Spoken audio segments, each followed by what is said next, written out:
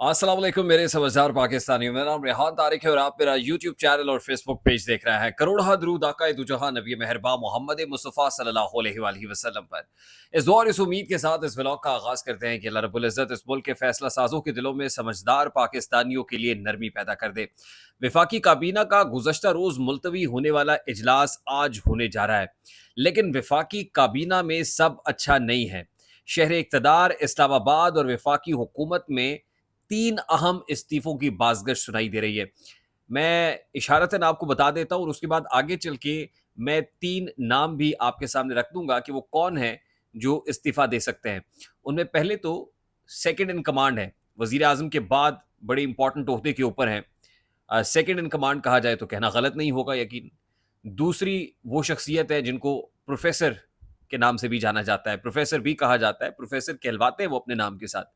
और तीसरी शख्सियत वो है जिन्होंने अवाम की चीखें निकलवाई हुई हैं। अब तीनों का नाम मैं ज़रा आगे चल के आपके सामने रखूँगा और वजह भी बताऊँगा कि दरअसल वजह क्या है, क्यों मुस्ताफ़ी होने का इरादा रखते हैं। अब वफाकी काबीना का गुज़श्ता रोज़ मुलतवी होने वाला इजलास आज होने जा रहा है। जब कल मुलतवी हुआ था तो बगैर किसी वजह के इजलास मुलतवी कर दिया गया था। लेकिन मैं आपको बता दूं कि आसिफ अली जरदारी साहब, जो मैं गुज़श्ता कई दिनों से तवातुर के साथ कह रहा हूं कि डबल गेम खेल रहे हैं तो खेल रहे हैं। गुज़श्ता रोज़ ही आसिफ अली जरदारी साहब की एक और अहम शख्सियत से बड़ी अहम मुलाकात हुई है और उस मुलाकात के बाद ये कहा जा सकता है कि आसिफ जरदारी साहब के तेवर एक बार फिर बदले बदले से हैं। यानी आसिफ जरदारी साहब ने हुकूमत को तो यकीन दहानी कराई कि आप कदम बढ़ाइए, हम आपके साथ हैं। यानी पाकिस्तान तहरीक इंसाफ पे जो पाबंदी लगानी है, इमरान खान पे जो आर्टिकल 6 लगाना है, आरिफ अलवी, कासिम सूरी, आप कीजिए, हम आपके साथ हैं। लेकिन जरदारी साहब छुप के वार करते हुए, यानी हुकूमत की पीठ में छुरा घोंपते हुए महसूस हो रहे हैं। तेवर कुछ बदले बदले से हैं, मामला कुछ अच्छे नहीं हैं। अब वफाकी काबीना का इजलास भी बावजूद मुलतवी किया गया था, आज होने जा रहा है। लाइकली इम्कान तो यही है कि पाकिस्तान तहरीक इंसाफ पे पाबंदी और इमरान खान पर आर्टिकल 6 का मामला कैबिनेट से अप्रूव होगा। लेकिन ज़राए हमारे ये बता रहे हैं कि इतना आसान काम नहीं है। ये जो अप्रूवल है, अप्रूवल आज के काबीना इजलास में नहीं होगा। ताहम आज के काबीना इजलास के बाद एक प्रेशर ज़रूर होगा, अता तारड़ साहब होंगे लाइकली। आज हो सकता है कि वज़ीर कानून भी उनको ज्वाइन करें, अता तारड़ साहब को।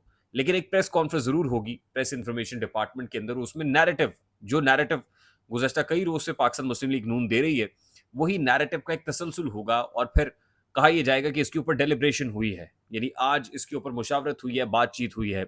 लाइकली मैं कुछ ऐसा ही होता हुआ देख रहा हूँ और ज़राए भी यही दावा कर रहे हैं, क्योंकि उसकी बुनियादी वजह यह है कि अंदर ही बैठे हुए कुछ लोग इत्तफाक नहीं कर रहे हैं हुकूमती पॉलिसीज़ के साथ, मामलात के साथ, और वो समझते हैं कि जिस अंदाज में चल रहा है ये पाकिस्तान मुस्लिम लीग नून के लिए काउंटर प्रोडक्टिव होगा। और आसिफ जरदारी साहब तो ऑलरेडी ये समझते हैं कि पाकिस्तान पीपल्स पार्टी जो भी फैसला करेगी वो सेंट्रल एग्जीक्यूटिव कमेटी के इजलास में करेगी, और सेंट्रल एग्जीक्यूटिव कमेटी इजलास अभी तक हुआ नहीं है। बिलावल साहब मुल्क में है नहीं और जरदारी साहब ये कहते हैं जी हम सी इसी से पूछ के बताएंगे।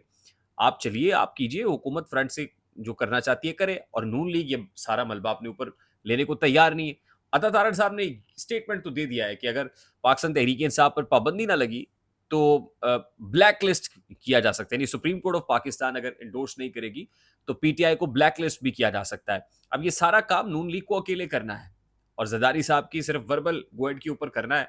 कल को जाहिर है जरदारी साहब कहेंगे हम तो हुकूमत में, हम तो विफाकी काबीना के अंदर नहीं बैठे हुए थे, हुकूमत का को ज़रूर हमने जो है सपोर्ट किया और इसलिए किया है कि इमरान खान साहब हमारे साथ हाथ नहीं मिला रहे थे, हमारी मजबूरी थी, लेकिन हमने काबीना में बैठ के तो ये फैसला नहीं किया है। तो जरदारी साहब के पास तो ईजी सा जवाब है, बिजली के बिल अगर बढ़ते हैं, अगर आम आदमी के ऊपर दबाव है इस वक्त, तो वो कहते हैं हम तो फैसला नहीं कर रहे, ना ही हम हुकूमत में बैठे हुए। बिलावल साहब तो यहाँ है ही नहीं, they are least bothered, least interested. उनसे पूछा गया था कि आपने तो कहा था कि हुकूमत आपकी आएगी तो 300 जो है वो यूनिट्स फ्री हो जाएंगे। तो उन्होंने कहा जी मैं वजीर आजम, मैंने कहा था जब मैं वजीर आजम बनूंगा, तो मैं वजीर आजम तो नहीं हूँ, हुकूमत तो मेरी नहीं है, पीपल्स पार्टी तो नहीं है। तो आप समझ लीजिए कि पीपल्स पार्टी जो है वो भी हुकूमत के साथ गेम कर रही है। अच्छा, अब एक और इंटरेस्टिंग न्यूज़ है और उसके बाद मैं नाम आपके सामने रखूंगा कि होने क्या जा रहा है।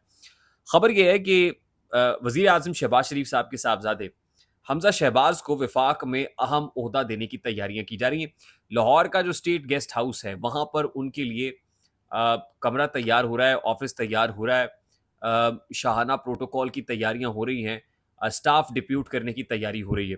अच्छा, अगर इसको मैं पाकिस्तान मुस्लिम लीग नून के सदर नवाज शरीफ साहब के गो हेड के ऊपर पंजाब के अंदर एक बार फिर से रिवाइवल ऑफ पीएमएलएन या बयानिया बनाने का मामला या लोगों سے دوبارہ رابطہ مہم، اور رابطہ مہم تب شروع کی جاتی ہے جب آپ کو اندازہ ہو کہ انتخابات کی جو کیمپین ہے یا ماحول ہے وہ کریٹ کرنا ہے. تو اس کا اب ٹاسک حمزہ شہباز صاحب کو دے دیا گیا، اور وہ یہ سمجھتے ہیں کہ نون لیگ کے وہ لوگ جو حمزہ کیمپ کے لوگ ہیں خاص طور پہ، اور اندرون لاہور کے لوگ بھی ہیں جو پاکستان مسلم لیگ نون کے پکے لوگ ہیں اور حمزہ صاحب کو بڑا سپورٹ کرتے ہیں اور ان کی طرف دیکھتے ہیں، اب حمزہ صاحب جو ہے ان کے ساتھ رابطہ شروع کریں گے. اور وہ جو بڑے ڈی مورلائز ہے، ڈی موٹیویٹڈ ہے، اصل میں وفاق میں اہم عہدہ ملنے کے بعد ان لوگوں کی محرومیوں کو دور کرنے کی کوشش کی جائے گی.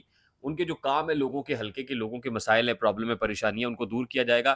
جو رابطہ عوامی رابطہ مہم ہے اس کو شروع کیا جائے گا اور الٹیمیٹلی ایک مومنٹم بنایا جائے گا.